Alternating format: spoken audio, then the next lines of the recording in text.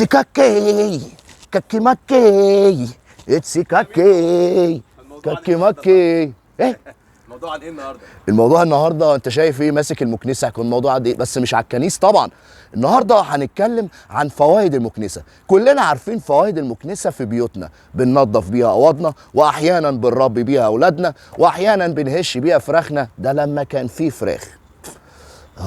المهم مش عايزين نطلع بره الموضوع، نركز. النهارده هنضيف حاجه تانية بالمكنسه، وهي وانت قاعد ازاي تقوي عضله الساعد. هديك تمرينه كويسه بالمكنسه. هتقعد كده يا وحش وماسك المكنسه من الحرف. اهم حاجه تمسك المكنسه من الحرف، لان ده مغزى الموضوع، والتقل يبقى قدام. يلا بينا.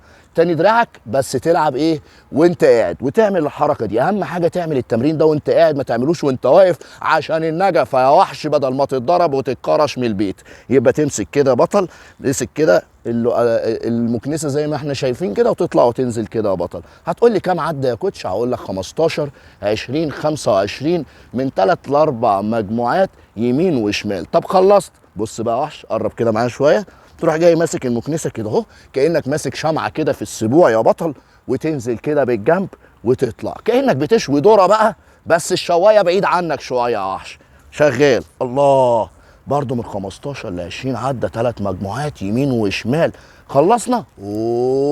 تروح جاي لافف لي بقى العصايه دي كده اهو، وماسكها من الحرف برضو، وواقف كده باشا وفارد ظهرك. هنا تعمل التمرين ده وانت واقف عادي، بس خلي بالك اخوك الصغير بدل ما ترفصه واحده كده في دماغك، في دماغه قصدي. مش عايز مشاكل يا بطل، انا بدي تمارين في البيت، مش عايز اصابات ومشاكل.